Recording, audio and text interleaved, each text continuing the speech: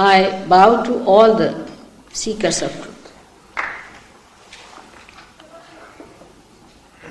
At the very outset,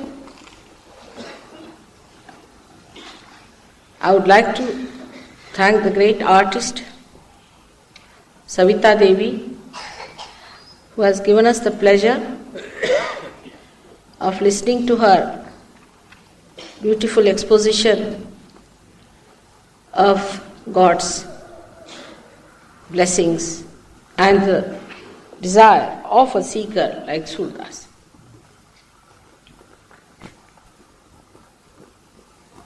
I am really thankful to her for setting in mood this program and bringing it to that melodious concord. What Dr. Warren has told you is very true, that susanskaras can be confused with kusanskaras.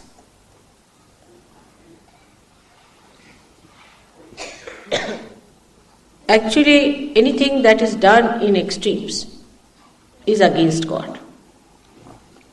For example, before realization, there is no ascent, there is no evolution of your being, of your awareness. In your human awareness, whatever you have achieved is expressed in your central nervous system. As you know, an animal does not know what is dirt, filth, or beauty is. But a human being is aware of that. But the human being has to ascend into a new awareness, into new Chaitana. So whatever has to happen in our awareness. This simple thing people do not understand. And that is why, the reason why people go to extremes in everything is embedded. For example, supposing somebody has said that better take Rama's name. Simple thing like that in our Indian culture. That means you do not take bad names, do not say bad words, say a good word like Sri Rama. But when it comes to taking his name, one has to know that is the holiest of holy. This name is not to be taken frivolously at any time, at any length.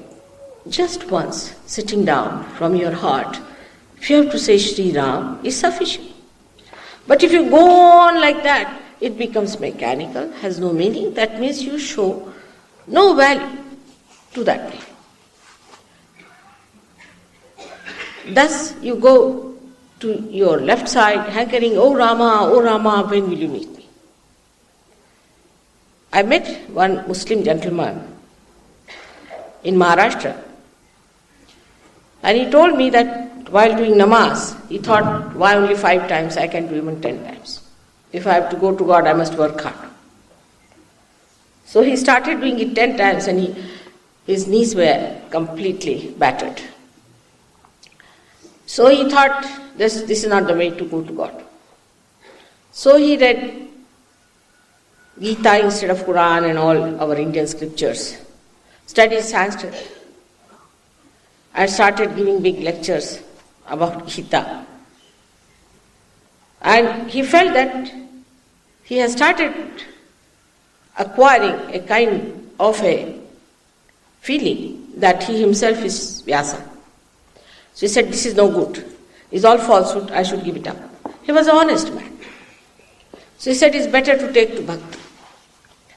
So he took those dal and went to, in Maharashtra, you know that we have a Vitthala's Mandir in Pandharpur, where people go for a month, walking on the street singing the song of Vitthala, Vitthala, Vitthala, Vitthala. So he went with that.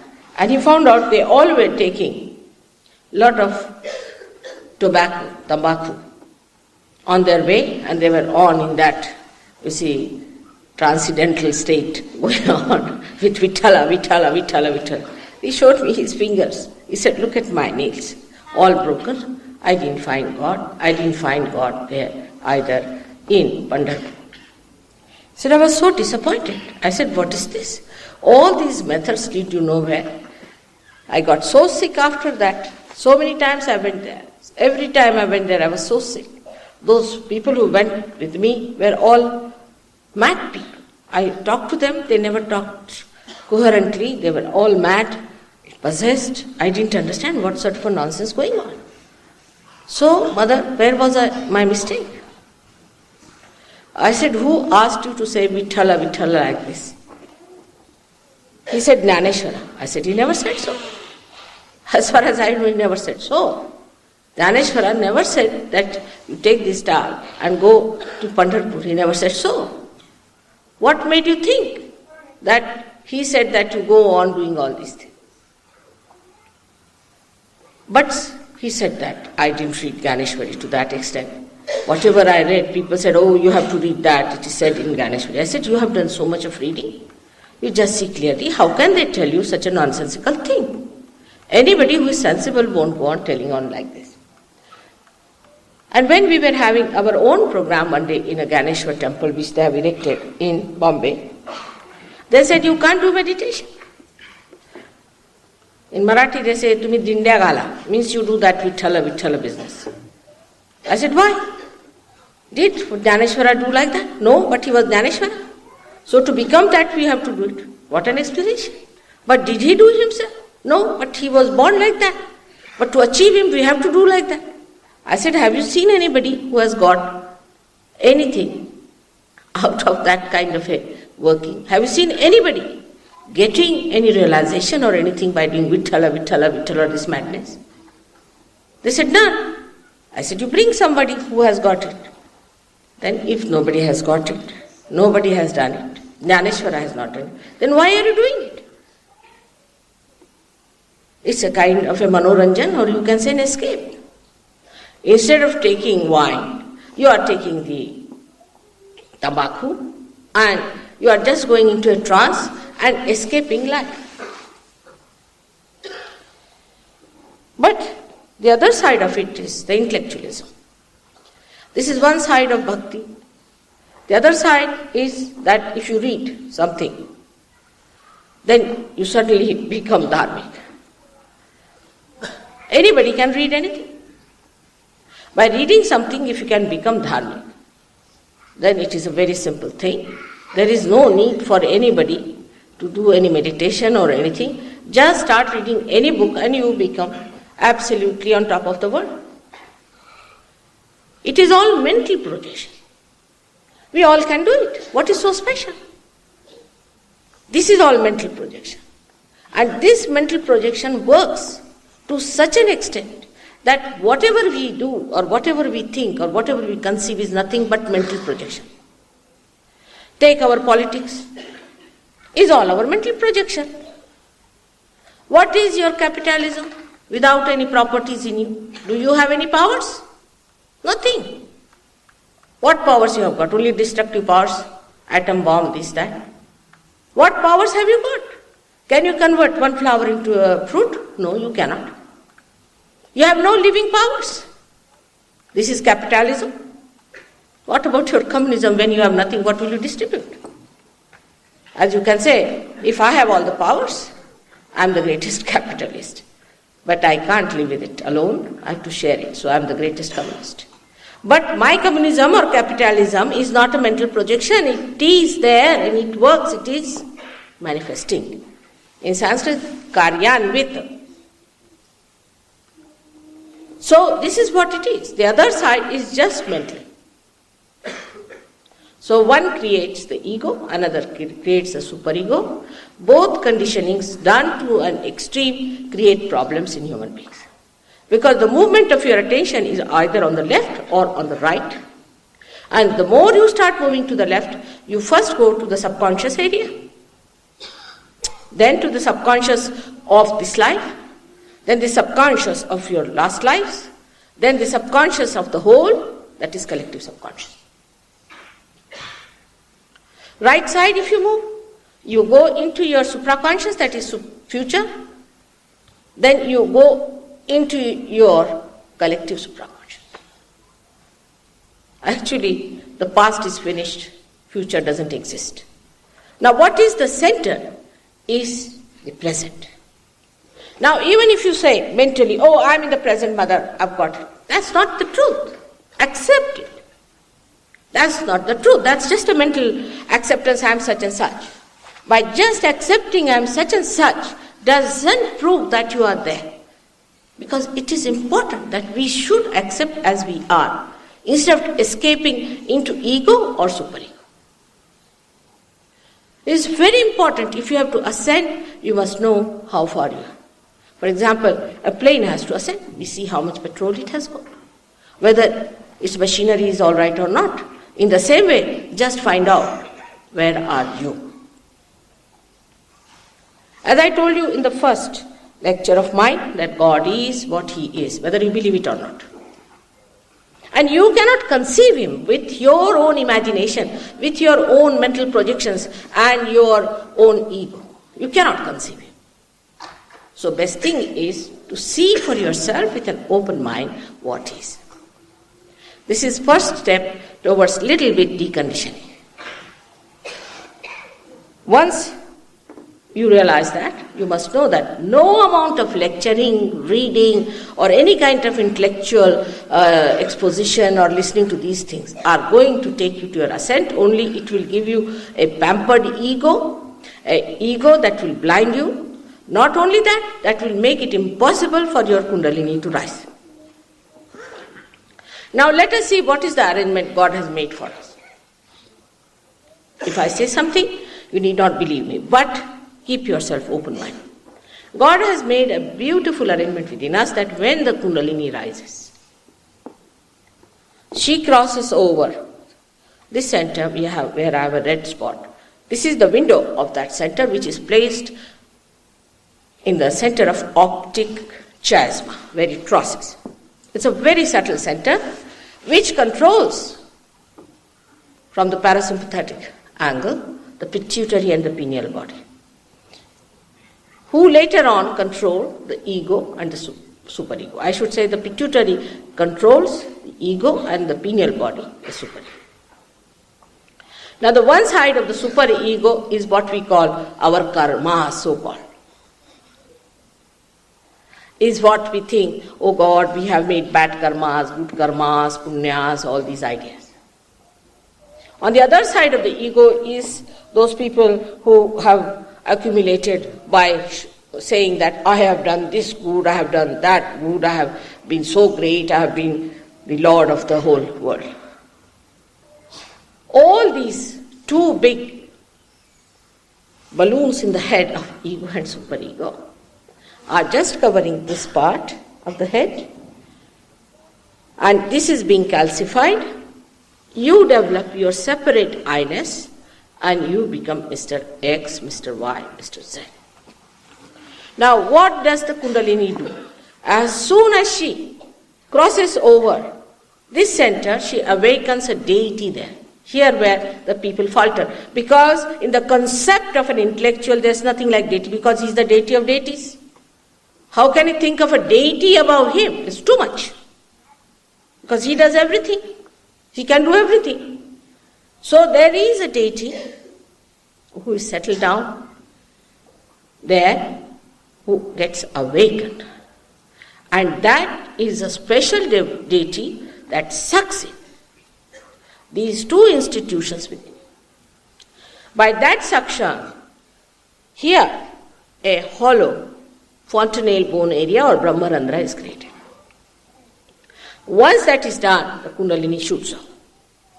First, of course, it enters into the limbic area in the brain.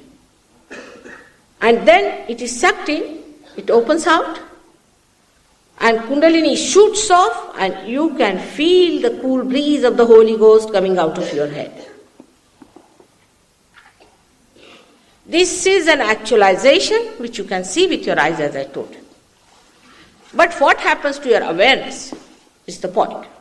As I've already told you, that realization means your human awareness get transformed into a new awareness. Please come and sit down. It's all right. Into a new awareness. Now, what is that new awareness we are waiting for? What is the new awareness we have to have? The new awareness you jump into is collectively enlightened awareness. Or we can say collective consciousness. This awareness is not a lecture or a branding or any kind of a superficial idea, but is what happens actually to your awareness. As you can see this light, as you can see these flowers, clearly, factually like that, you start feeling others within yourself. That means you become conscious of others, of their chakras and centers, and you become conscious of your chakras also. That's what Muhammad Sahib has said, that at the time of resurrection, your hands will speak. Now these hands start speaking. And when they start speaking, only you need a decoding, somebody to tell you, that's how I am here. Many people have raised a lot of objection about me also, saying that, why you, mother? I said, better be yourself, I am very happy to retire. And if you can do it, I'll be very thankful. This is absurd. Absurd. Because I only know one job, is the awakening of the Kundalini, and I know how to decode it. You know so many things. So what is there to be so much upset about it? I must say it's a very intricate job, very difficult job, and sometimes I feel I am raising mountains. But I know it, how to do it. So that's how I am here, just to tell you how to decode these feelings on your hands. So the first thing that happens to you is that you start feeling the cool breeze on your head when the Kundalini awakens. Now this you cannot do by any chance. Now somebody says that you make your clothes of, say, some color, then you will meet God. I mean, it's very easy. In India especially, you pay little money, you can get it colored. Why to announce that? Secondly, some people might say, if you jump fast, then you will get to God. I mean, you can always do it. What is so great? I met a gentleman who was putting both the feet towards me while sitting on the ground. And people said, you can't sit like this towards Mother, you must have some respect. He said, no, I want to show respect, but what to do? If I sit cross-legged, I start jumping like a frog. So I called him, I said, what is it? What's the problem? He said, Mother, I start jumping like a frog. But I said, why? He said, because my Kundalini is awakened, and my Guru says that once you get your Kundalini is awakened, then you start jumping like a frog. And he showed me a book in which it was written. And he is a guru of a very well-known guru who lives, who is now dead, I think, who has made lots of money. People don't know what to do with the diamonds he has collected. So also we do not understand that how can you become a frog now? Or an earthworm? You have to become a Mahamanav, in which you should feel that nobody is the other. You should be able to feel others within yourself.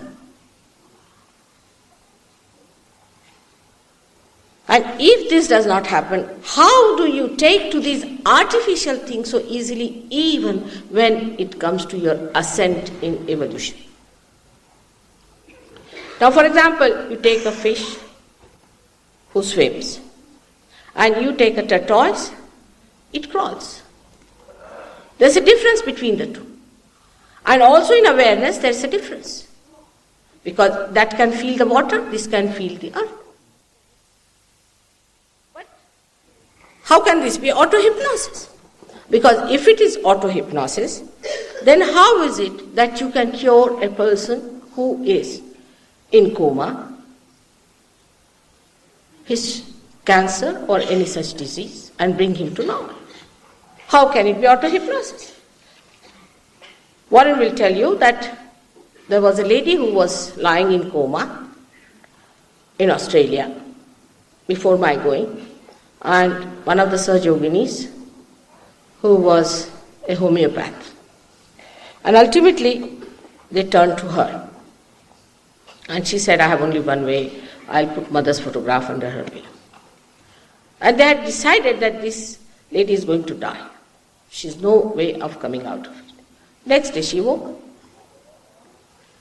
And even when she woke up and started a little bit mumbling, the doctor said that her brain will be damaged. She'll be a damaged personality because already her brain was damaged according to them. But nothing. She got all right, and today she's working for Sahajoga. So the miraculous part of it doesn't exist for me, but it exists for you because you haven't seen it. You have not known it. You have seen every day so many miraculous things, but you are not surprised. Imagine we are made from amoeba to this stage. How? How carefully, beautifully God has created us. We never even felt the pinch. We became human beings. How did we manage to become human beings? We never even think about it, take it for granted. But what must be the tremendous force that has created you into a human? That's how we come to logical conclusion to understand that in evolution you have to ascend into your awareness and you develop a new awareness. This happens when this Brahmarandra opens out and the Sahasrara, which is the limbic area, completely opens and allows the Kundalini to come out. Now somebody asked me one more question, that why this happening is needed? Why not God created us just like this? And why is it necessary for Kundalini to be awakened? The reason is the human attention. First of all, you have to evolve. Slowly. When you evolve from amoeba to this stage, from carbon to amoeba to this stage, we have got within ourselves. They haven't brought the chart, but you have got it in the book. Different centers which denote our milestones along our progress. The last is now the Sahasrara. At this point, the human beings have got all other centers properly developed. Even the Sahasrara is developed. And what you have to do is to just make the connection with the divine. Now the connecting line also is there, the Kundalini in 3.5 coil, settled in the triangular bone. This connection has to be brought out of your head, which breaks through, and you start feeling this new awareness of collective consciousness. This is how the process takes place. It's a very simple process of just like sprouting the seed. But as you cannot sprout a seed by just dancing about it or singing about it or reading books about it, it has to go to the Mother Earth. In the same way, somebody who has the capacity, who has that love, who has that understanding of the Kundalini has to do the job. And once it is done, it's like one light enlightens another light. The another light has to steady itself first of all, know how to enlighten another light, and start doing it. That's how the work is going to move in the new direction of new awareness, which we call as Chaitanyamaya, Chaitana, or enlightened awareness, or vibratory awareness. So these vibrations start flowing through you. Now what is that? You can feel it above, you can feel it round, which you have never felt before. Now this is the collective consciousness into which you have jumped. Your awareness, your being has jumped into a new awareness. This has to happen to most of the human beings. Just like it has happened to fishes, it has happened to turtles, it has happened to pigs. In the same way, this has to happen to the most of the human beings. But I think human beings are the most difficult. Because of these two problems, as told before, that the conditionings about surrendering, or you can say the masochists. And secondly, the sadist. Or you can say the ego-oriented or the super-ego-oriented. Now, if somebody wants to control his ego, he goes to super-ego. Like, you see, when we are very ego-oriented, we get so frightened of ourselves that we take to drugs or to wines and all other alcohols because we just can't face ourselves. We have to escape it. We can't sleep, we find it impossible, so we have to take to these things. Now, those who are superego people, like how we say people who are not yet developed according to the modern ideas, then they become ego-oriented. But the movement is either to the right or to the left, and the swing goes on like this. But the ascent is this way. And this ascent can be only achieved through the living process of Kundalini awakening. About this Kundalini, you might have heard and read a lot. Actually, it shocked me at a very young age when I read some of the books on Kundalini. Said, oh God, now how am I to tell these people? Because the one thing I decided, that I will not write any book till they reach a certain stage of understanding. So I said, now how to neutralize these people who have written such big books on Kundalini without even knowing where it is, whether it is in the nose or in the stomach or in the heart. Absolutely ignorant people have written, you'll be amazed.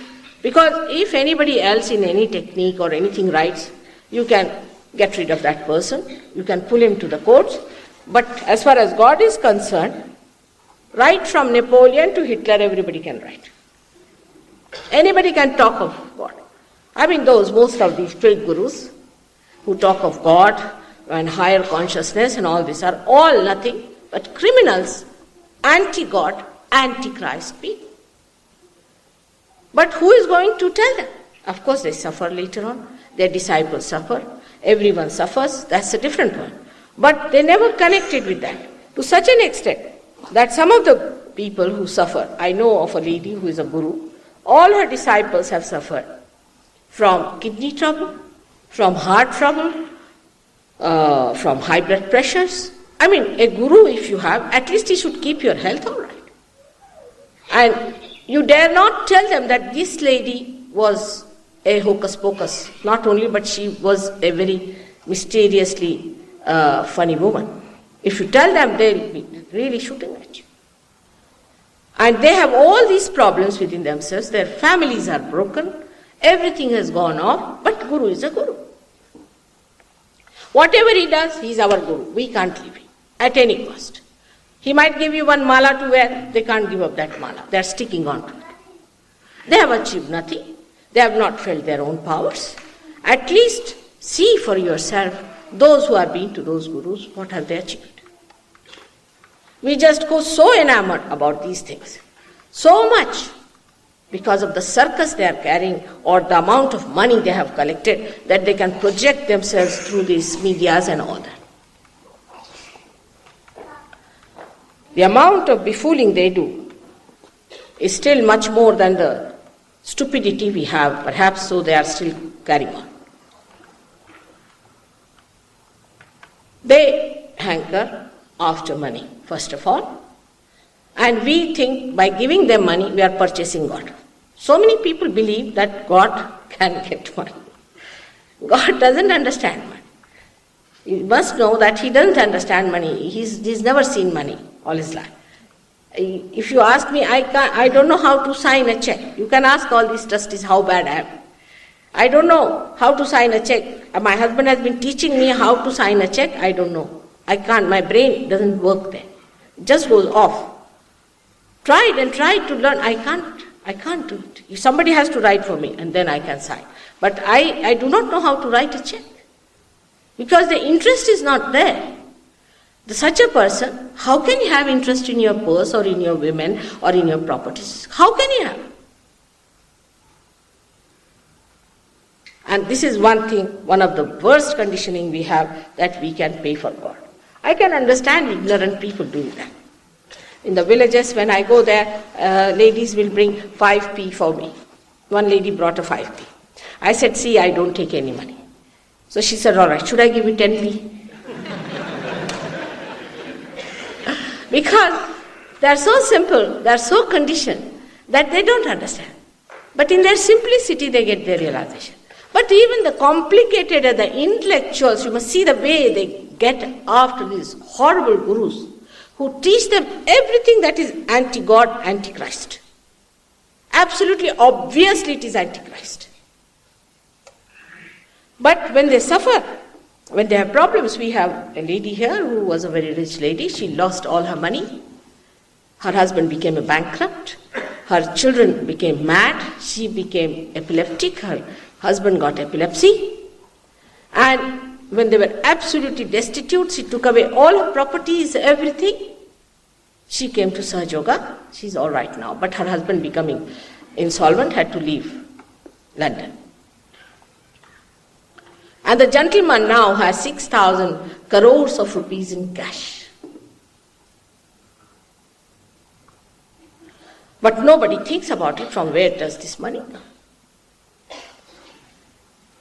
One has to understand that as seekers, we should not sell off our brains. The seekers are all right, but your brain should be intact, and you should not give up your brains to understand the whole thing. Logically, you must bring to proper understanding. This is one point very much against all the things that are holy, auspicious. But this is on and on for thousands of years. People have been doing this on a smaller scale. Now we have real culprits who are doing in a bigger scale. But nobody is objecting them, nobody is saying anything about them, nobody wants to write about them, because they can pay money. But the seekers must be alert as to understand, what do I want? I want my spirit, or this kind of a nonsensical ego pampering that I can purchase my guru. Secondly, in our awareness, we should reach another very, very important, extremely important point, that something has to happen to us so that our power must be manifested. Not to depend on the powers of the guru. I mean, they may say something about me, all right, they may say anything, whatever they like. But why should you believe it till you get that power within yourself? Especially we Indians have a very bad habit of touching everybody's feet. He might be a bad man, a very inauspicious man. He might be the worst possible personality you could think of. You just because he's putting up a show, why should you touch his feet? To be very frank, I really don't like everybody to touch my feet. Because everybody touches my feet. Maybe some people are so bad that I get blisters on my feet. But in the villages, if you tell them don't touch mother's feet, then that is the biggest insult to them. Everybody's feet must you touch. For what? Why to bow this forehead before these horrible people? Once you have not known about them, once you have found out that they are not gurus, still you go on touching their feet. But before you have not found out, there is no rhyme and reason why should you touch their feet. I'll give you an example of a lama. These lamas also are another headaches. One of them went to Sweden and he wrote to them. I mean, in the West, people are very much enamored if somebody comes as a sannyasi. Even in India. Though Sitaji has written very clearly that a sannyasi should not enter into the house of a grahastha. He should stay outside in the forest, away from the village. You may send him some food, that's all. But he is not to talk to any women of the house, and nobody should give any money to a sannyasi. You better read Valmiki Ramayana, where poor thing, I would say, those who have suffered so much, those who have really suffered inside out all these villagers. They are to be told, this is being already explained, that sannyasi has to stay outside the city. What do we have to do with the sannyasis who are grihasthas? And this is what we have to learn, that all these people who talk of religion, think of religion, and also give us ideas about religion, what is their own lifestyle? How do they live? Are they parasites? They are the worst parasites, I must tell you. Like this Lama the Great, who wrote that you must get marble flooring for me, otherwise I won't come to that place. Now imagine in Sweden to have marble flooring. Poor things starved themselves, all these boys, and made a marble flooring for this Lamaji to come. Now they were parasites in Tibet, and now they are here. And we are paying them. For what? What good have they done to us? Parasites of the first waters. If they are parasitic, then how can they be gurus? Mother, excuse me. We have come to learn about Kundalini, not to hear as a dissident spiritual master. Let him go away. I started the right topic for the right persons to go away. I am very happy.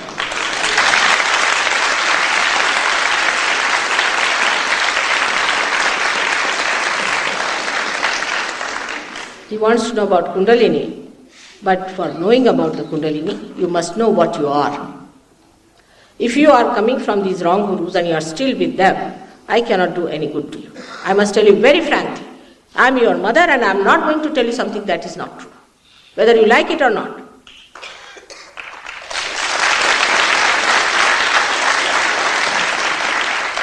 If you don't want to hear about them, then you better go away.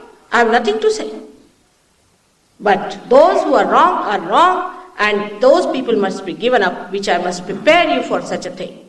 Because today your vibrations will rise. I know, because of my work, I should say. But it will fall down again. You lose your vibrations completely if you are following a wrong man. Now think of a guru who has made lots of money out of torturing other people, and you are still bowing at his feet. Are you going to receive any blessings of your mother? You have to give up everything that is falsehood.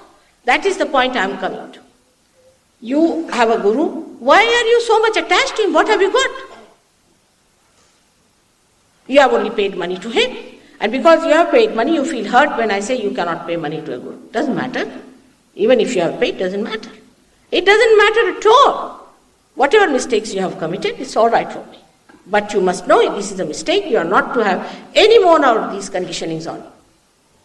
This is an important point which all of you should know. You cannot go on with anti-gods and with God, can you? You cannot serve two masters, can you?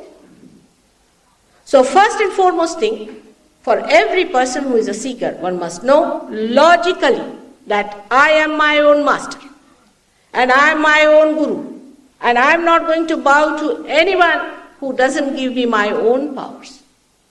This is how we have to understand Sahaja Yoga. Sahaja Yoga is going to give you the truth and not something that is hocus pocus, something that you cannot manage, that you cannot understand. Everything you will know logically. Those who are not seekers of truth and seekers of this kind of subservience to some people, I cannot give them realization. You should be only subservient to God Almighty and to nobody else. I agree that a guru is needed. A guru is needed, but he has to be a Sataguru. There are many Satagurus also, I must tell you. Many Satagurus. I know of so many in Maharashtra itself. And they come and tell me, Mother, all right, you go ahead. They will never like people who are telling them the truth. They like people who tell them lies, falsehood, who befool them, that kind of people they like. They all come with complaints. And they tell me that we have nothing to do with this seeker so far, as you are working, but after some years, maybe we may come down. I sent one person to America like that. And I told him, you work it out. He's a very dynamic man, no doubt. He came back after 3 days. After 3 days, he came back from America. He said, "Oh, you think these seekers are seeking God?" No. They are seeking a guru who will be bought by dollars. He was amazed. He said, "These are not seekers at all." And he ran away from America, from New York, by the first plane he got after 3 days. Now, this is one of the biggest things that you all should know. If you are doing a wrong guru, if you are living with a wrong guru, we have to tell you, and you should not mind it. Yesterday only, I had 2 ladies and 1 child. And the lady had a problem, the other lady had a problem, and the child couldn't speak. Her throat was choked. And when you are testing another person, you can make it out. Any Sahaja Yogi will make out the same thing when you are catching on the left Swadhisthana and left Agya. When the left Swadhisthana and left Agya starts pulsating or burning, then you should know the person has been to an unauthorized guru. We call it anadhikar cheshta. They have no business to be gurus. And if such a guru has been their guru, then the Kundalini doesn't move. It doesn't move. It just settles down there. And even if it moves, it is again sucked back. Again sucked back to the same point. Now you want your guru or your realization is the main point. What's the use of quarreling with me? I can't give you realization. Simple thing as that. For which you are not to pay anything, nothing of the kind. I am not going to gain anything out of you. Take it for granted. Perhaps, as they will tell you, that my husband has shelled out a lot of money from his own purse to do this job. So I am not going to gain anything out of you. Only for your gain, for your good, I am telling you that if you are still connected with that, your Kundalini won't rise. So that is the left Swadhisthana and the left Agya. But you would not know till you will become mad, till something will go wrong with you. Absolutely. You will be schizophrenic. You will not know. You will be ego-oriented. You will not know. How will you know? Because you haven't got your realization. Unless and until you have got your realization, you cannot feel others, you cannot feel yourself. There is no light. And when there is no light, whatever you believe into, or whatever you think, if it is not correct, I have to tell you what is the reason is. And one of the biggest reason is following a wrong guru. Take it from me. The gentleman has gone. I wish I had warned him what can happen by following wrong gurus. Cancer is the disease which always occurs with going to the wrong gurus. One of the diseases. All psychosomatic, myelitis, what you call that? I mean, there's so many of the leukemia, all kinds of madness. All these things come from following a wrong guru. When you put your head to a wrong guru, what happens in your being is that from both the sides, this void of the guru gets up, swollen up here, and you get a swelling which we call as Ekadasha Rudra. These are 11 Rudras, are the destructive powers of God which go against you. So your destruction is set in within yourself. When it is set in within yourself, you must know that there is a serious trouble that is being happening either to your body or to your mind. This Ekadasha Rudra comes by touching the feet of a wrong person all the time. This we can prove it to you. This we can prove it to you very clearly that these things happen. And we have to warn you of such happenings which cannot be explained by any medical science.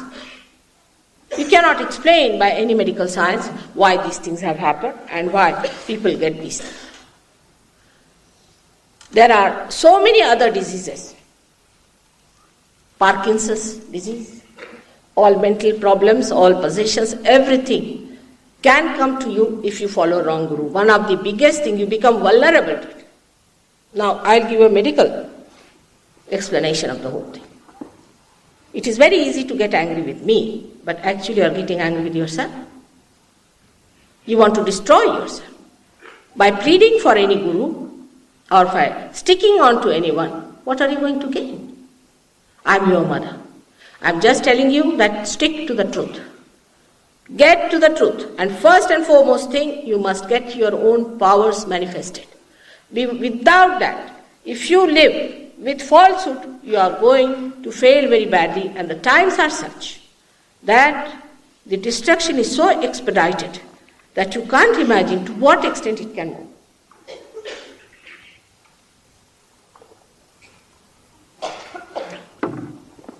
We have definitely cured cancer, no doubt about it. So many patients of cancers were cured, but that doesn't mean I'm going to cure all the sick people. It means that you get yourself your realization, you can cure them.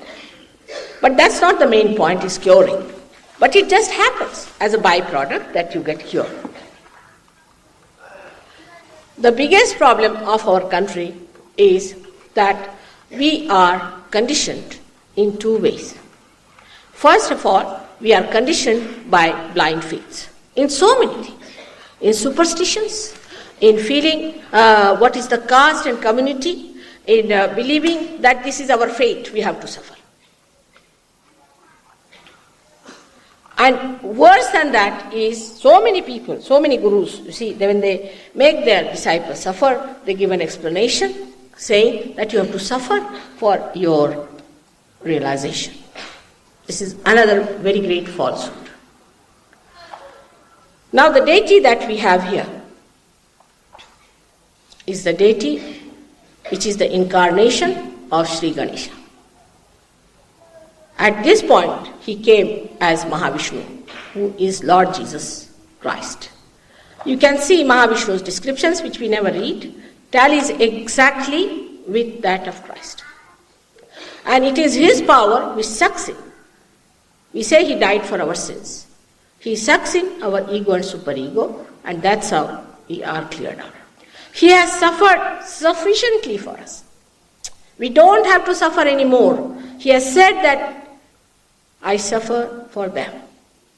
No more sufferings are needed if you get your Christ awakened. But the Christianity as it exists today, they believe again in another kind of artificiality as we believe, that if you just put somebody artificially puts the hand on the head of a person and says you are baptized, you are baptized.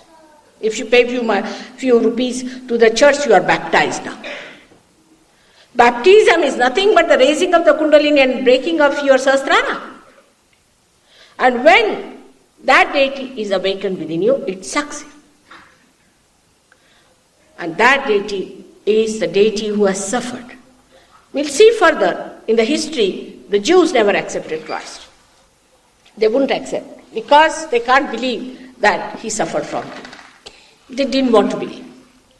So they said we must suffer. So they suffered and suffered and suffered. So Mr. Hitler came down to make them really suffer. And now they are so changed that now they have become the aggressive people. Why don't they suffer now? Has Christ come, or has their Savior has come that they have changed their ways?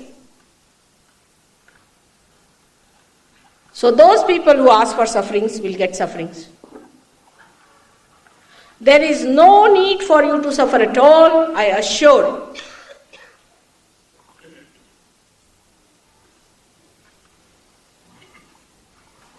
We have another very funny custom is to go on fast in India.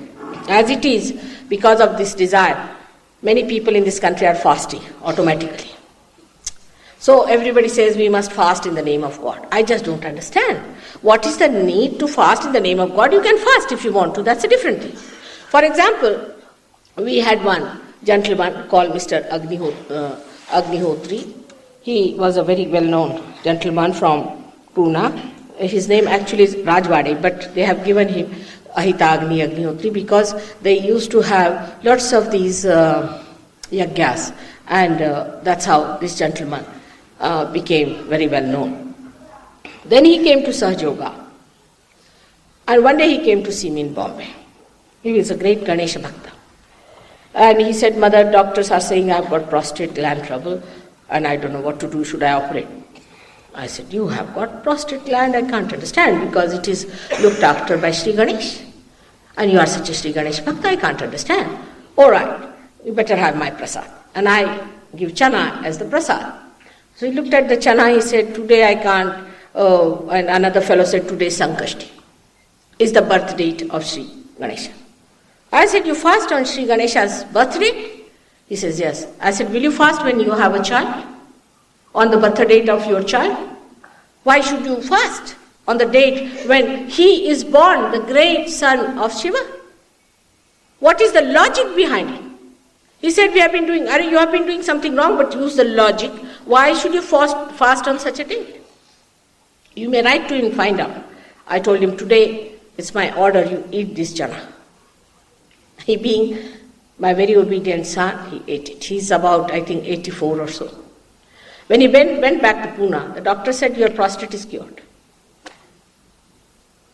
The Ganesha got prasanna.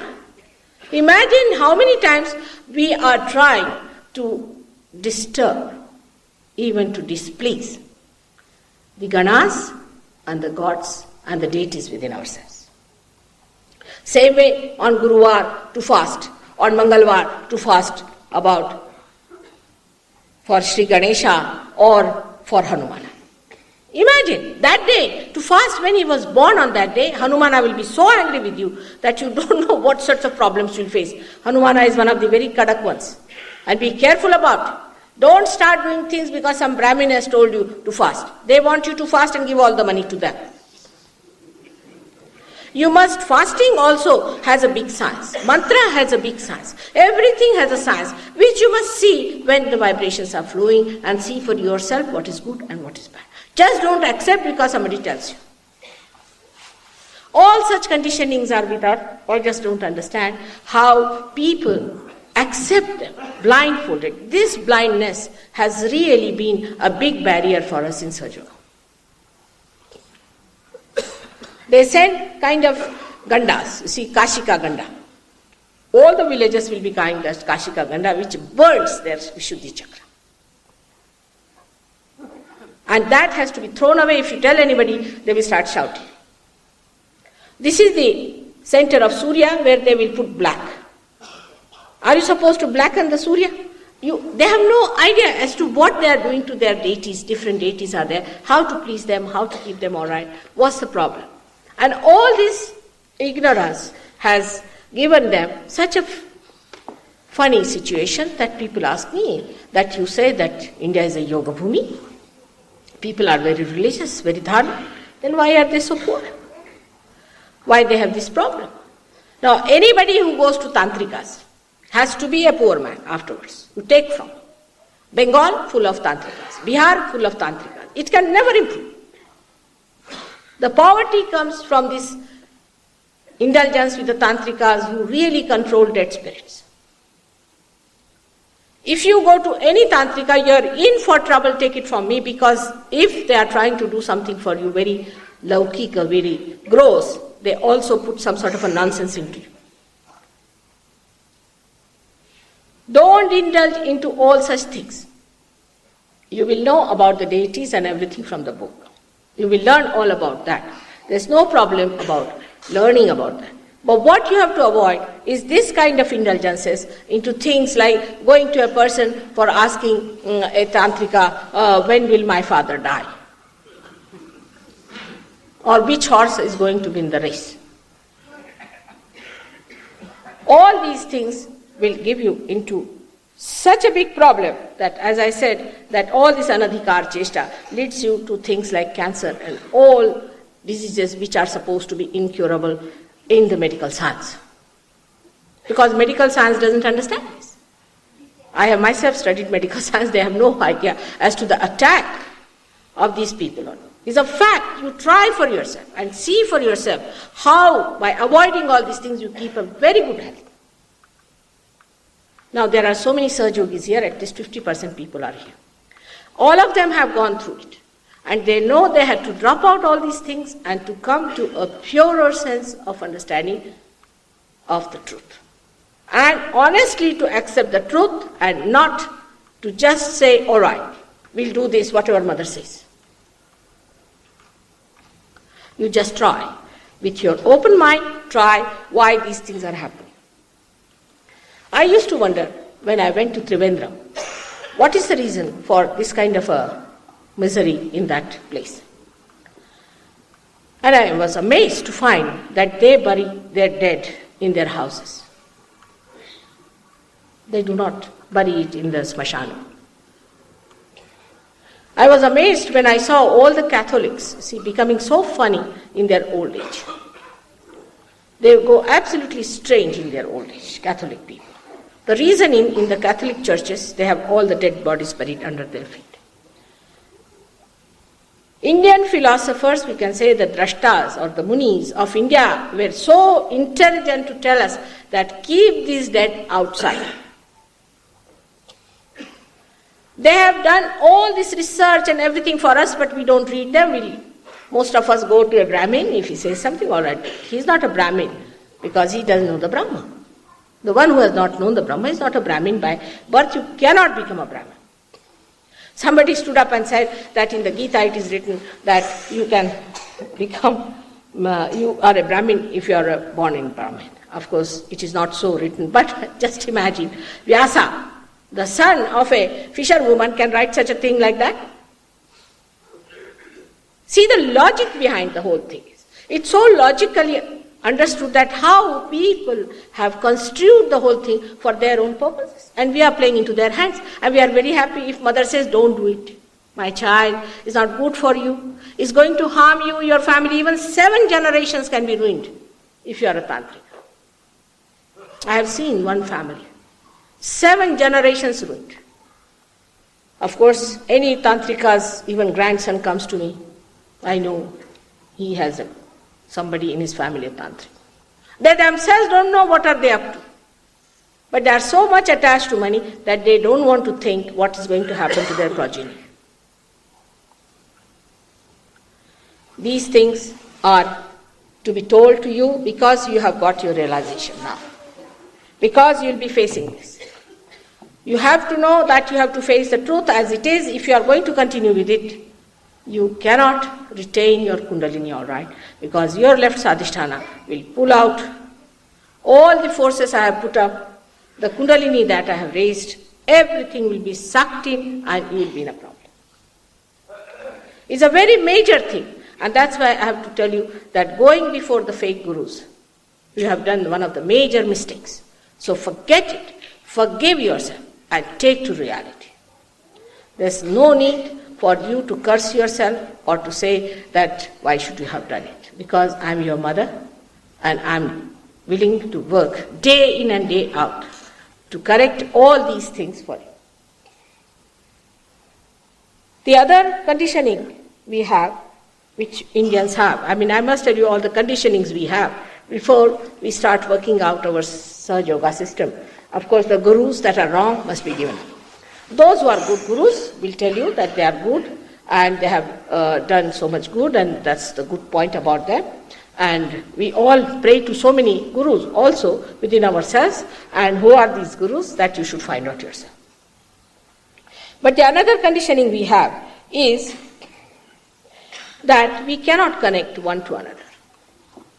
For us, Muhammad Sahib is different. For us, Janaka is different. Nanaka is different. For Sahajogis, they are the manifestation of one principle, Guru Tattva. And you can prove it. That's the beauty of Sahaja Yoga, that whatever I say can be proved. The example of this is this, that we had one gentleman from Iran, he was a doctor. He came to me, he had cancer of the stomach. So I asked him, I said, do you believe that Muhammad Sahib was the last prophet and that he was the only prophet and he is the only person?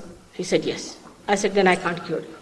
Because of your fanaticism, you have got this stomach trouble. That you will know where the Guru Tattva is.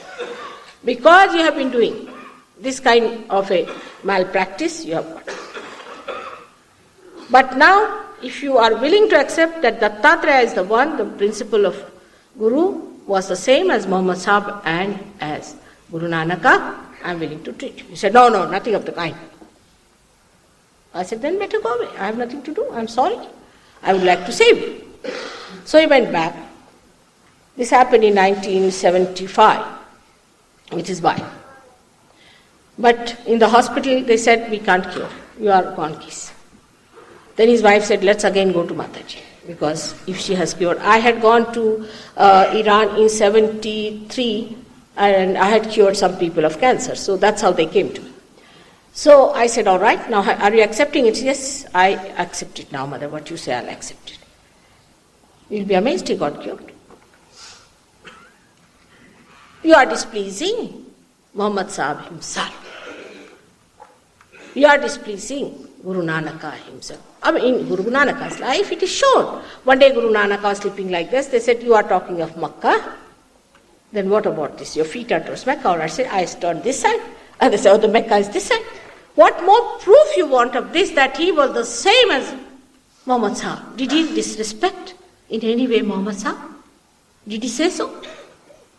Then why should we develop this kind of hatred against him? All right, you can hate Muslims and Muslims can hate you, but what's the use of all this hatred nonsense going on?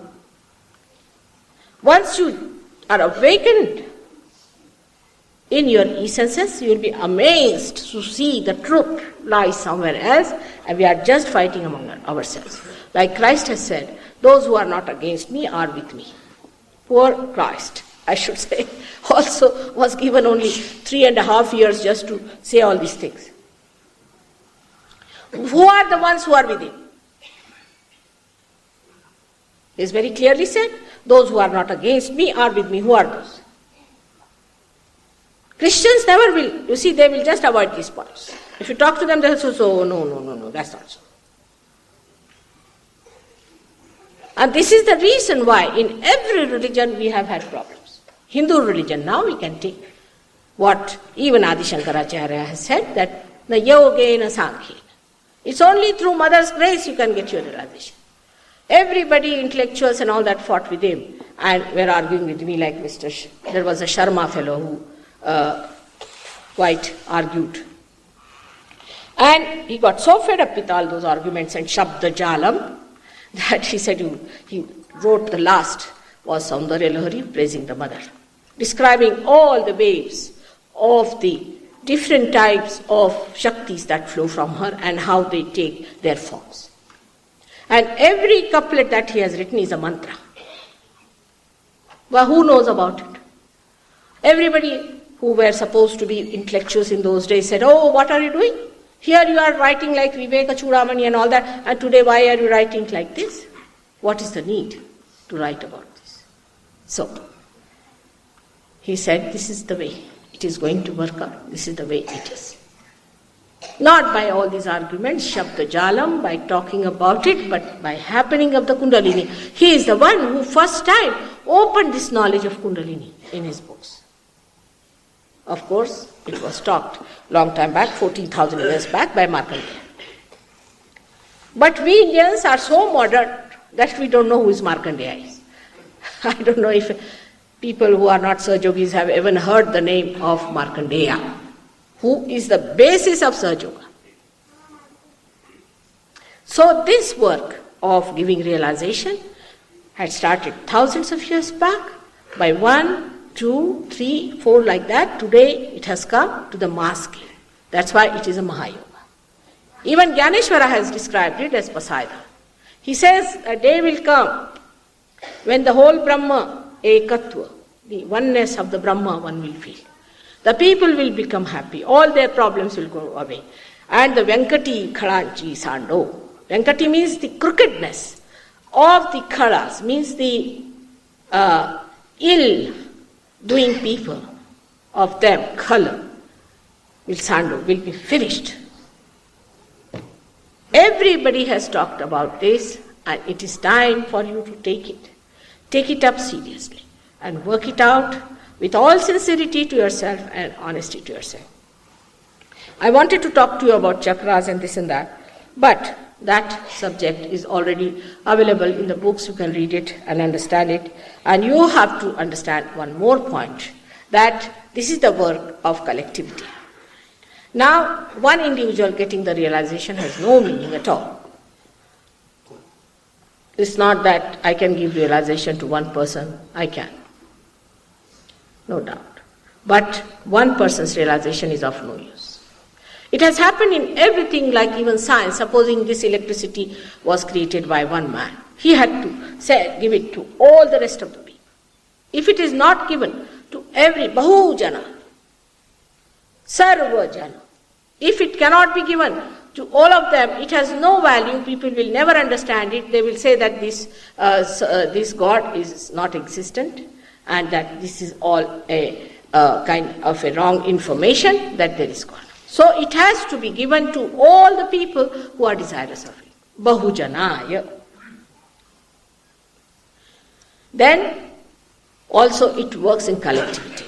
Now we have many people whom I have given realization to, many, I should say, to chief justices, governors, big ministers, politicians, doctors, all of them. But they go up to a point, because still they are conscious that they are very great. You have to come to masses, settle down with them, become one with them, meditate with them. In this way, we say Muhammad Sahib was very modern when he said that in namaz, everybody before God is one. You all have to come down to centers, settle with it, understand surgery. You can find that only in collectivity you will grow, but if you are separated, you will not grow. And this is one thing, is what Sri Krishna played, the Ras. To understand Sri Krishna, one has to have realization too. All his sweetness and all his greatness can only be understood if we understand that he was Virat, Akbar. And Sri Krishna, when he played Rasa, what is Ra? Ra is energy, Sa means Sahit. He used to hold the hands. Radhaji is the energy, is the Mahalakshmi, and all of them used to hold the hands. Even now, if you hold my hand, you will get the pulsation passing through. So Ra, Sa, with the energy. And that's what he played. In those days, there were no Fiqh halls. There were no people like you who would sit down and listen to lectures, because now we are becoming very lecture-minded. That time people were in Leela, in just joyous way. So he used to hold the hands of people and put the Kundalini through. When he made the people climb up to do the Gopalakala, then also the same thing, that from their Sahasrara he made the energy to flow down. When he broke the pitcher of the gopis, what he did was to pour the vibrated water on their back so that their Kundalini could be awakened. All in his Leela. See how his Leela is. That is the way he played Leela. When he was a little boy of 4 years, he climbed up on a tree and hid their clothes. Then they had to say hands to him, "Give me my clothes." Shri Krishna, these are the vibrations. Just see how beautifully did. Those people, very few, that time I should say, compared to today, got realization. And that's how he could establish realization of many people at that time, and he did the krishi, means he sowed the seed of realization. Today, we are here to reap it. And this is the time of reaping. In this reaping time, I hope you people of Delhi will take a very big lead and will come up to the expectations of all these incarnations on this earth, to evolve you to this stage, to give you this specific position. Even coming to Delhi and staying here has a meaning. You must understand why God brought you to India, why you are an Indian, why you are in Delhi, why you have come today to this hall. Just think about it. You are definitely important, and that importance, unless and until you recognize within yourself, is not going to help you. So don't bow to anyone who has not done anything for you, who has done no good for you, logically, which doesn't come into your head. See it clearly. Don't. Kingdom of God manifested. May God bless you.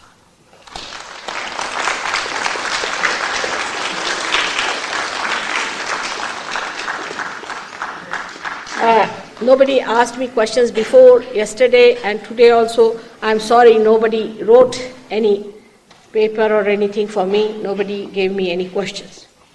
So now I don't want to waste any more time. because I had told you that if you have any questions, you should have given it to me, but perhaps there are some now.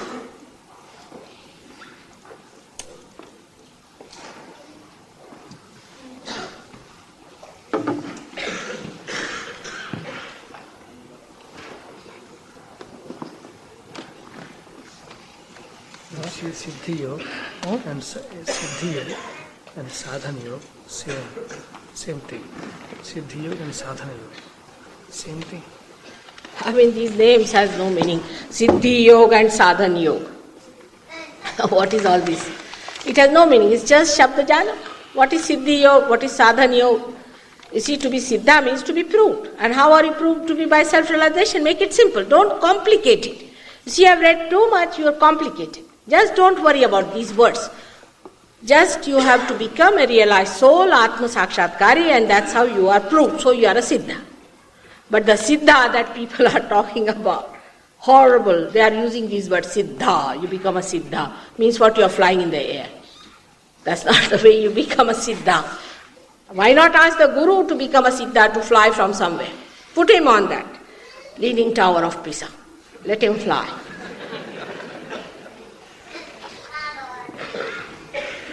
I am under the influence of some evil people, power, for the last 6 years.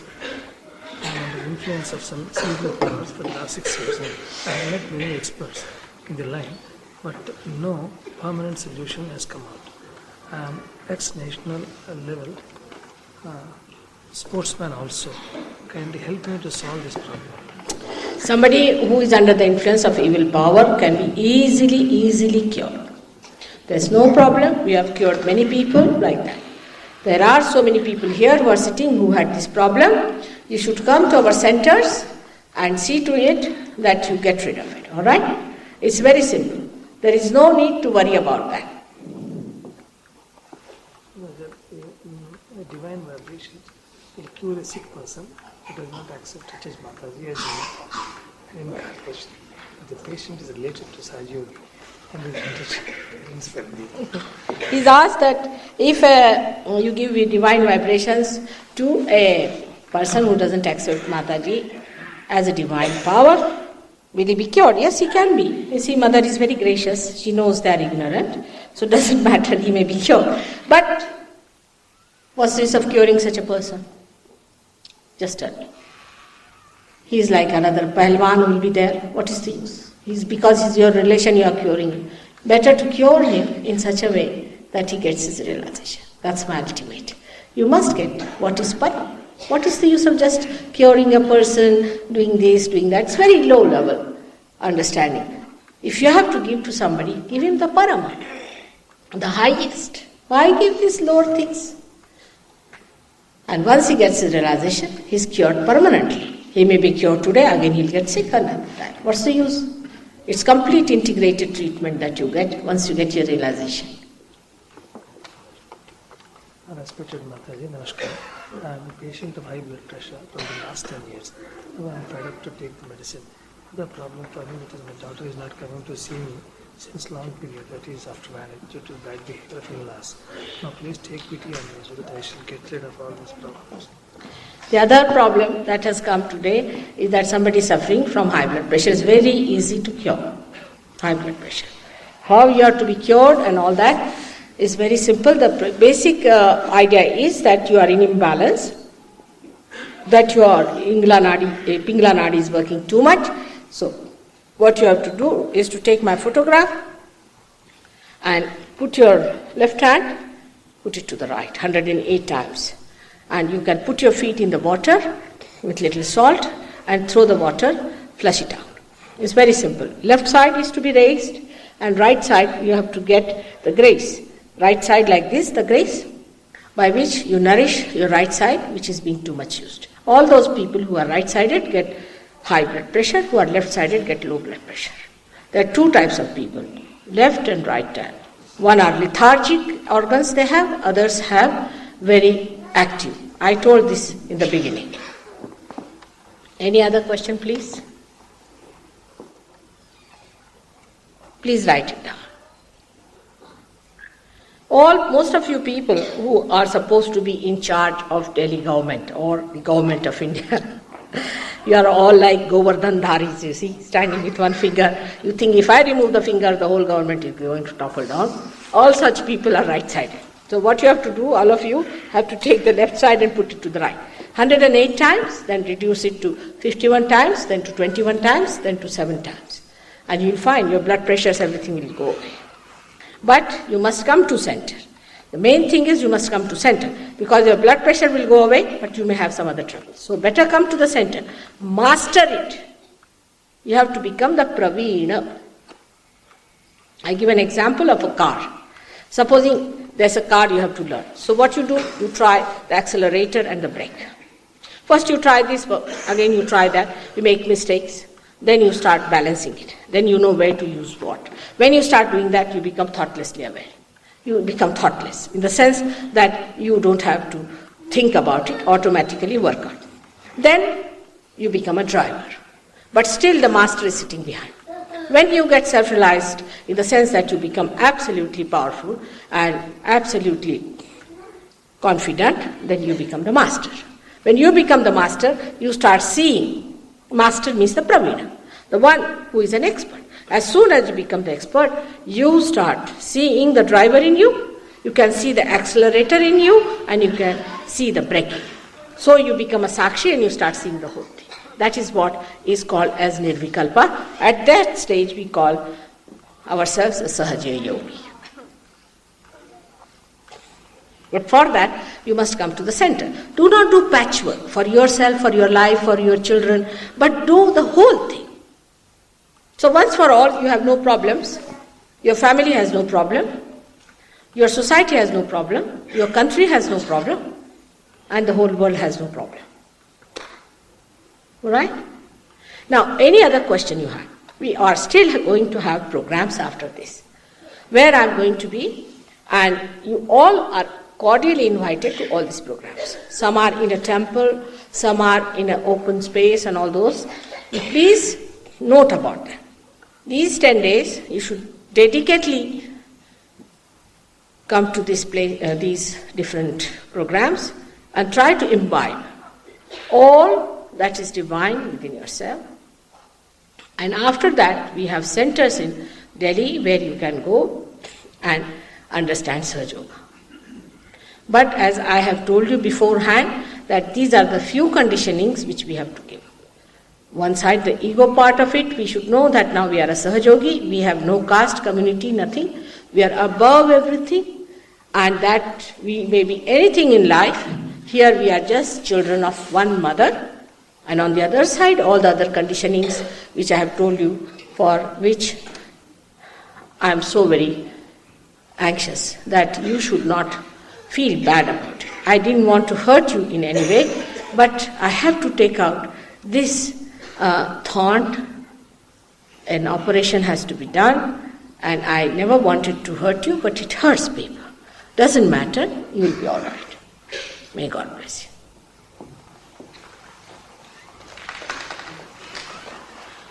उधर रख दीजिए कुर्सी को.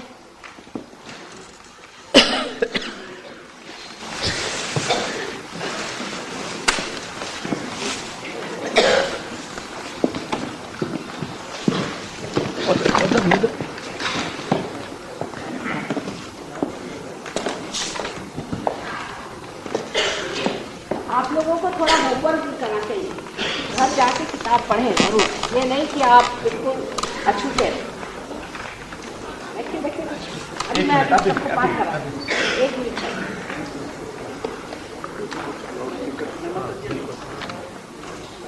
बैठिए मैं relaxation दे दूँ आपको.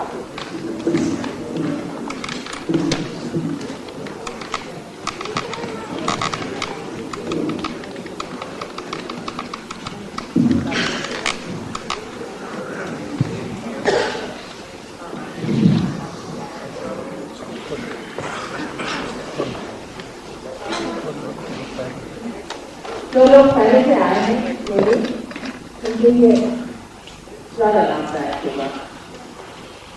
कभी जहाँ जहाँ परेशानी रहती है वहाँ जाकर के उसको पूरी तरह से करना।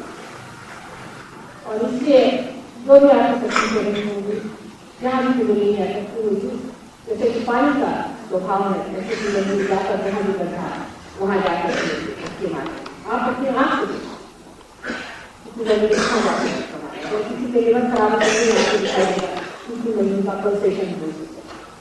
और वो भी आप पहले आ चुके हैं और आप जो भी कुछ उसमें थी उसको उन्होंने साफ करो और उसकी सफाई करके अब वो क्या है कि आपको पूरी तरह से इवैल्यूएशन कीजिए। कुछ कुछ लोगों को जरूर ऐसा होता है कि बहुत दिनों तक लेकिन इसका सीधी चरण उसको कोई हर अपने साथ उनको आशा रखनी चाहिए, प्रेम रखना चाहिए। पर माँ का हमारी जितना प्रेम है तो हमको होना चाहिए और उस प्रेम में हमको अपने को माफ कर देना चाहिए।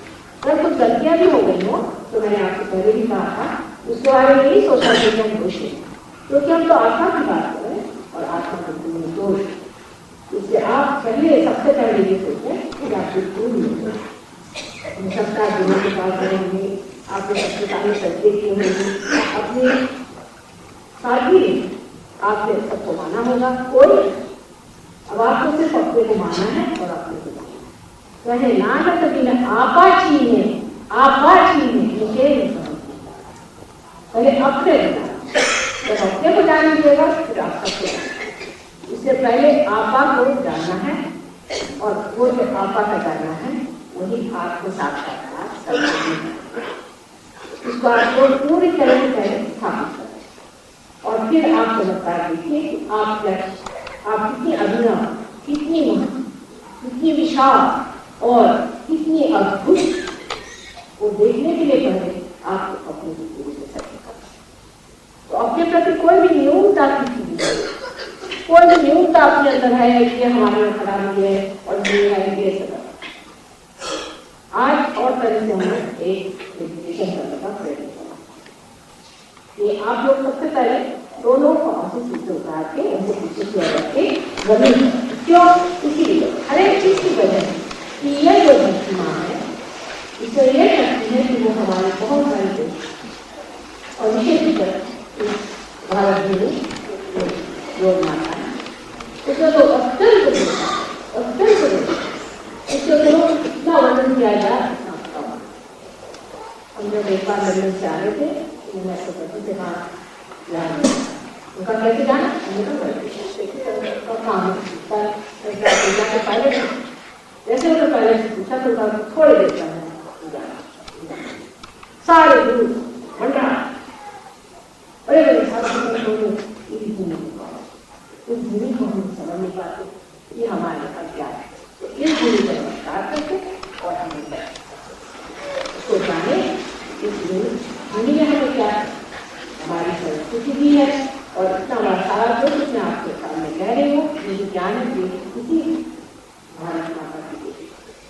अब उसके बाद हम वहाँ से ये कहें तो हमारी जो भी दोष है उनको वो सब इसलिए उनके ऊपर पैर नहीं ऐसे रखें जिसके लिए आपकी नमस्कार करने चाहिए। ये बात मुझे क्षमा करके नमस्कार करें। उसके बाद दोनों हाथ में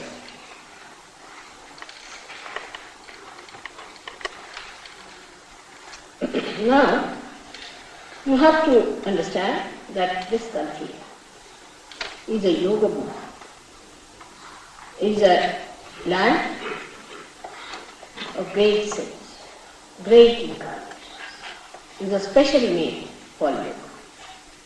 Has got a climate where you don't have to fight the nature. You can live under a tree very happy. And is a very festive country. It has got so many beautiful, fragrant flowers and fragrant trees like chandana. No amount of description can describe the auspiciousness of this great country. The country is like a mother who is wearing a sari, and it has that motherliness in itself.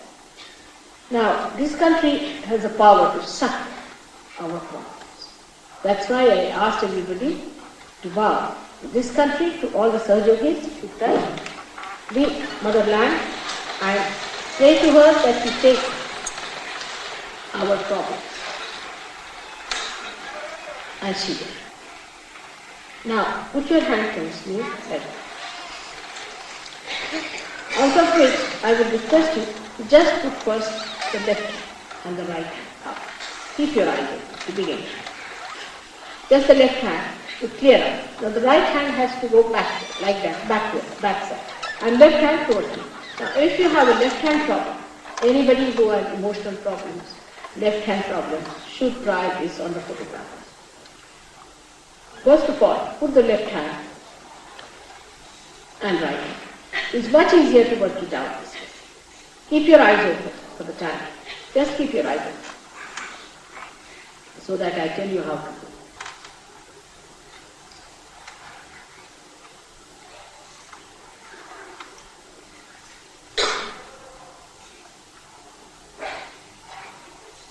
Left hand मेरे और right hand ऊपर इस तरह से करो।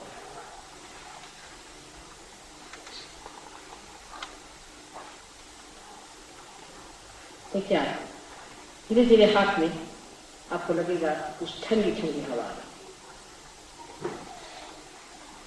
अब ये हम क्या कर रहे हैं, हमारे जो कंडीशनिंग्स हैं उसको हम कम करें। लेफ्ट साइड से हमारे कंडीशनिंग और वो जो हमारा मन है, हमारा जो मन है उसकी हम सफाई कर रहे हैं। किस तरह से कि इसके अंदर लेफ्ट हैंड की पावर, चंद्रमा की पावर हम छोड़ रहे हैं।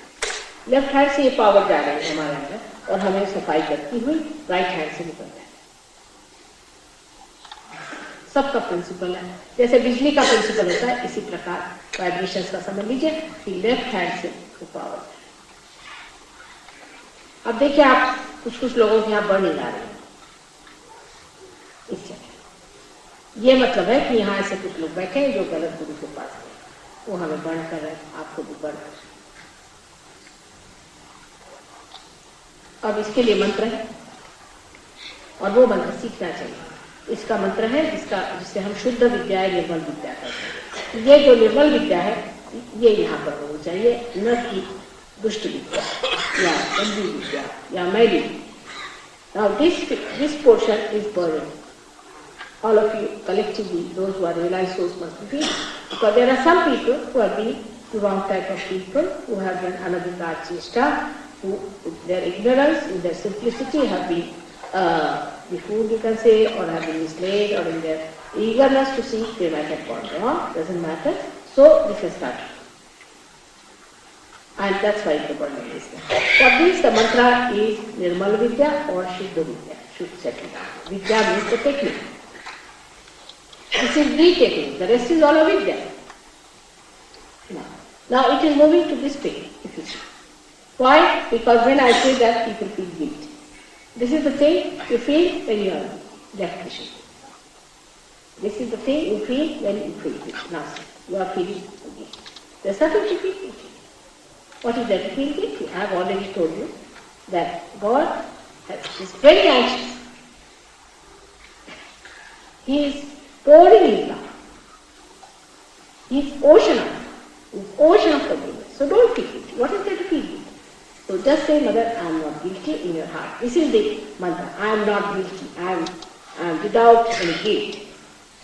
इन सब देखिए इस उंगली पर आ रहा है, तो फिर जिन चीज से हमने कहा है वो दोषी अपने को समझ रहे कि हमने ये गलत काम कर दिया, हमने ये गलत काम कर दिया, इसलिए ये उंगली पर पकड़ा रहे हैं। इस उंगली का पकड़ाने का मतलब जो लेफ्ट साइड में यहाँ पर हमारी शुद्धि चक्र है वो, और लेफ्ट साइड का भी शुद्धि चक्र होता है जबकि हम ये चक्र जो है बहन का, कृष्ण की जो बहन थी विष्णु माया उसका, इसलिए उनका मंत्र विष्णु माया से होता है कि अगर आप कहें क्या जैसे कि अपनी बहन है हर चीज को माफ कर देती है, उसी तरह विष्णु माया आप सबको माफ कर देती है। तो विष्णु माया है, ये विराज करता है पूरा, ये श्री कृष्ण का है, ये बीच में श्री कृष्ण का है, इधर विष्णु माया का है और इधर विठ्ठल का है जब वो राज करता है। अब देखिए आप, अब चला है, अब हाथ में देखिए आ रही है ठंडक, कुछ चीज हो रही है, कुछ मूवमेंट हो रही है। ऐसे हाथ। अब ये उंगली अगर आपकी पकड़ जाए तो सोचना चाहिए कि ये गृह लक्ष्मी का स्थान है। गृह लक्ष्मी हमारे अंदर जो गृह लक्ष्मी है, जिससे घर की शांति रहती है, जिससे हमारे घर का सारा सुख मिलता है, ये एक देवी है। ये हमारे घर में वास करती है। हर एक ग्रह में गृह लक्ष्मी वास करती है। और अगर स्त्री गृह लक्ष्मी के योग्य हो, उसी पूजनीय हो, तो उसमें वास करती है। इसलिए कहते हैं यत्र नार्या पूज्यन्ते तत्र रमन्ते देवता। जहाँ स्त्री पूजी जाती है और पूजनीय हो, पूजनीय भी होनी चाहिए, ये नहीं कि पूजी जाती, तब ये गृह लक्ष्मी का स्थान जो है ठीक होता है। ये वाला स्थान है और ये बहुत जरूरी ठीक रखना चाहिए। इसी से बहुत से ऐसे ऐसे रोग होते हैं जिनसे इंसान घबराता है। आप जानिएगा इससे कौन से बहुत मतलब घर में शांति रहे, शांत रहना चाहिए। घर की स्त्री का ये काम है कि आदमी का उद्वेग, उसका संताप ये धरती माँ जैसे सहन करके उसमें शांति प्रदान करे, बच्चों में शांति प्रदान करे, शांत में रहे और आदमी भी उसकी शांति को माने जल्दबाजी करना, ये करना बहुत गलत है। अब देखिए ये उंगली पर जरा, ये जो उंगली है, ये उंगली यहाँ का आज्ञा चक्र। इस उंगली का आज्ञा चक्र का मतलब यह है कि किसी भी तरह की दुष्ट चीज या कोई ऐसी चीज कि जिसने हमारे ऊपर असर कर रखा है, उससे भी ये चक्र पकड़ा जा सकता है। और ये चक्र उससे भी पकड़ा जा सकता है क्योंकि यहाँ पर हमारा ऑप्टिक लोब है। तो समझ लीजिए किसी को डायबिटीज हो, तो डायबिटीज में ये जो चीज है यहाँ पर, जिसे कि हम स्वादिष्टान चक्र कहते हैं पीछे, वो स्वादिष्टान चक्र क्योंकि जिससे डायबिटीज दृष्टिगोचर होता है, जब स्वादिष्टान चक्र पकड़ा जाता है तब हमको डायबिटीज होने का अंदेशा रहता है, तब यहाँ का स्वादिष्टान खराब हो जाता है और हमारे आंखों पे, तो जब भी ये चक्र पे असर आता है तो हमारे आंखों पे असर। जैसे कि बहुत से लोग हैं सूर्य को डूबते हुए देखते, ये बहुत सूर्य को कभी डूबते हुए नहीं देखते।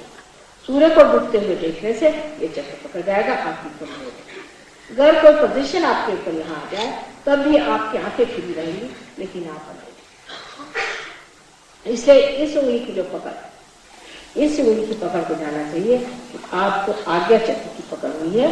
और इसका इलाज सहयोग में ऐसा है कि फोटो सामने रख के और किसी से कहिए कि हमारे पीछे में आप आरती करें। बीच में यहाँ पर महागणेश का स्थान है और चारों तरफ स्वादिष्टान जो कि ब्रह्मदेव चक्र था। अब चक्रों पे आप जब जाके किताबें पढ़िए आपको सब समझ। तो आपकी अगर आंख कमजोर है या कोई चीज है तो सूर्य की रोशनी यहाँ लीजिए या बीच से भी आप आरती करवाइए, आपकी आंख ठीक हो जाए। अब ये आपका हृदय, जब आपका लेफ्ट हार्ट हम करते हैं, हमारे यहाँ दो हार्ट रखते हैं, लेफ्ट हार्ट और राइट हार्ट। लेफ्ट हार्ट माँ का स्थान होता है, इसके अलावा लेफ्ट हार्ट में शिव का स्थान होता है, माने यहाँ पर आत्मविश्वास। अगर कोई आदमी बहुत मेहनत करता है और वो बाहर बाह्य बहुत रहता है, एक्सट्रोवर्ट है, तो उसके हृदय में जो शिव है या उसकी आत्मा जो है उसे रूठने लग जाती है, उसको हार्ट अटैक है, उसको हार्ट की तकलीफ होती है। और दो तरह के हार्ट की ट्रबल होती है। एक तो हार्ट जिसमें कि आदमी जो है वो लेफ्ट साइडेड होता है, जो लिथार्जिक होता है उसको लिथार्जिक हार्ट होता है, जो ओवर एक्टिव होता है उसको ओवर एक्टिव होने से दोनों से ही हार्ट अटैक आ सकता है। लेकिन डॉक्टरों के पास ऐसी कोई चीज नहीं है कि लिथार्जिक हार्ट, वो सबको एक ही सोच सकते हैं क्योंकि वो इसको अलग अलग सोचते हैं। अब आप ये मूलाधार चक्र है, जब ये पकड़ता है तो सोचना चाहिए कि बड़ी सीरियस बात है क्योंकि श्री गणेश जी का ये चक्र है। अगर आपके अंदर इनोसेंस ना हो, और जो विदेशी लोग हैं इनका ज्यादातर ये चक्र बहुत पकड़ता है, इससे बड़े परेशान। लेकिन एक गलती हो गई सो हो गई, उसमें से इस तरह से उठ चुकी है, बड़ी आश्चर्य। मैंने लोगों से कहा कि आप आंख उठा करके देखा, ज्यादातर आंख के नीचे रखें जमीन पर, तो सालों तक ये अपनी जमीन पर आके रखते जाते हैं। हमारे हिंदुस्तानियों से जरा सी भी बात के ऊपर तो कभी नहीं सुनी, पर ये लोग इतने सुनते हैं, आपको आश्चर्य होगा कि मैंने इनसे कह दिया कि आंख नीचे रखो, तो अभी तक जब चलेंगे तो आंख नीचे, ये हमारा ये चक्र ठीक हो गया परमात्मा की कृपा से। और हम लोगों की संस्कृति की वजह से ये हम लोगों का चक्र अच्छा रहता है। माँ बहन का विचार रखना आदि जो चीजें यहाँ आती, फ्रॉइड ने इसी के खिलाफ बात की थी और इसकी वजह से इन लोगों को खराब हो गए। अब जो हो गए आपको मैंने बता दिए संस्कार। इसके चारों ओर आपका गुरु का स्थान, लेफ्ट गुरु का स्थान जो होता है जहां आपका गुरु पद खड़ा है। माने यह है कि आप अपने को गुरु नहीं मान सकते, आप में इस मामले में डिफिडेंस है, आपको उसके बारे में लगता है कि मैं शायद कर न पाऊँ, या आप उसमें कायरता को स्वीकार कर देते कि मैं कैसे गुरु हो सकता हूँ, या आप न्यूनत्व को ले लेते हैं कि नहीं ये तो मेरे बस का नहीं और मैं गुरु नहीं हो सकता। ऐसे आदमी से यहाँ पर, लेकिन आप अगर गलत गुरु पर हैं, ये सारा जब इसकी पकड़ आ जाती तो आपको ये कहना चाहिए कि माँ मैं गुरु, मैं स्वयं अपना। जब आप कहते हैं कि मैं स्वयं अपना गुरु हूं, तब ये चीज सब। अब रहा संस्कार, यहाँ सातों चक्रों का स्थान, संस्कार जो कि सर में यहाँ पर है, मैं आपको सातों चक्र बताऊंगी। ये आपका जो सामने का चक्र है, ये हमारा आज्ञा चक्र है। आज्ञा चक्र भी आप देख रहे हैं कि यहाँ पर आज्ञा चक्र मैंने बताया, वो आज्ञा चक्र के बाद ये जो है विशुद्धि चक्र है, जहाँ विराट हो जाता है। ये विशुद्धि चक्र जहाँ श्री कृष्ण विराट हो, ये विराट कृष्ण, और इसका मंत्र है अल्लाह अकबर, माने परमात्मा जो है वो विराट है। उसके बाद में यहाँ पर जो है हृदय करता है, ये हृदय करता है, इसलिए ये ब्रह्मरंध्र है। इसका मतलब ये है कि ब्रह्मरंध्र हृदय से मिला हुआ है। जब तक आप हृदय से कार्य नहीं करेंगे तब तक ब्रह्मरंध्र नहीं। इसलिए सहयोग जो आदमी के पास हृदय सहज में नहीं डाल सकता, उसको सहयोग नहीं मिल सकता। तो रूप की तरह से मैकेनिकली आप करेगा तो सहयोग नहीं मिल सकता, हृदय से करना पड़ता है, हृदय करता है। उसके पीछे में ये जो है ये नाभि का है, उसके पीछे में मैंने आपसे कहा ये स्वादिष्ठान करता है, और इसके बीच में यहाँ मूलाधार, ये मूलाधार करता है। इस तरह सातों चक्र हमारे इस संस्कार, इसलिए ये इनके पीठ, और इन पीठों में जब जागृति हो जाती है तब अत्यंत आनंद की उपलब्धि हो जाती है। सच्चिदानंद जो है, ये तीनों दशाओं में जो लोग सरल सीधे होते हैं उनको पहले आनंद उपलब्ध होता है, लेकिन जो कॉम्प्लिकेटेड होते हैं उनको पहले सत्य, वो पहले इसे जान लेते हैं क्या ये सही है कि गलत है। अगर चीज सही होगी तो आपके अंदर वाइब्रेशन आना शुरू होंगे, गलत होगी तो नहीं आएंगे, रुक जाएंगे, कभी जलेंगे। उसके बाद वो आगे चल करके और अगर जानना चाहे कोई भी चीज किसी मामले में, ये चीज ठीक है या नहीं, तो वाइब्रेशन से जान, और इस तरह से ये गुरु ठीक है या नहीं, ये स्थान जो है स्वयं है या नहीं, सब बातें आप इससे जान सकते हैं आपके हाथ में।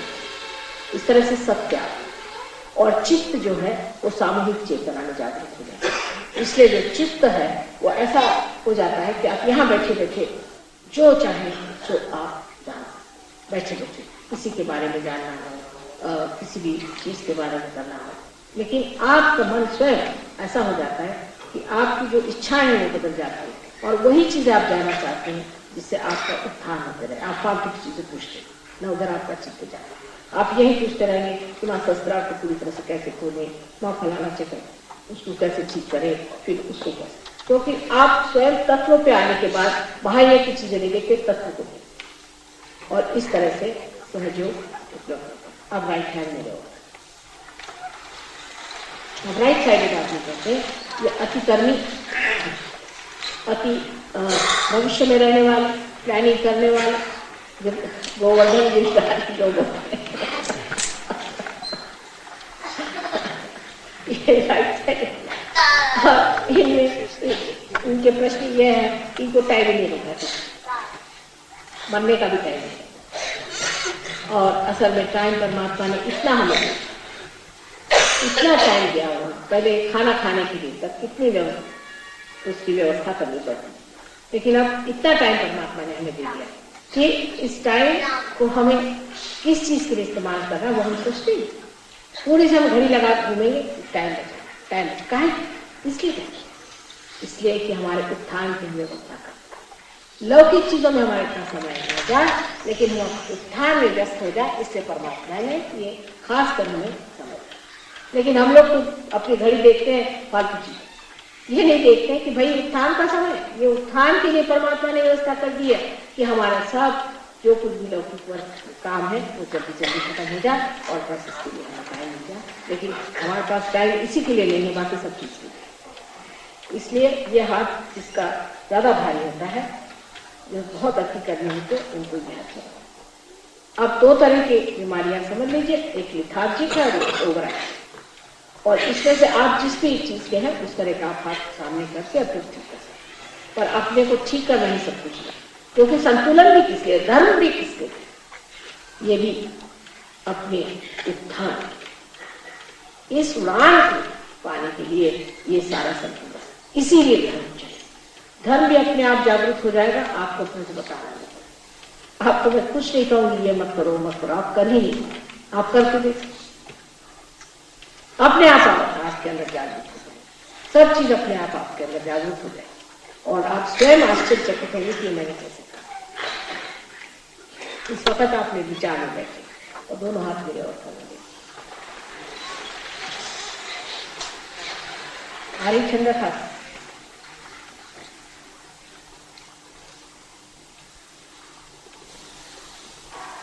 तो वही हुआ, कभी ने कहा जब मस्त हुए फिर क्यों बोले, तो इसका पूछ भी रहे और आप क्या भी रहा, आप बोल भी रहे। आ गई ठंडक।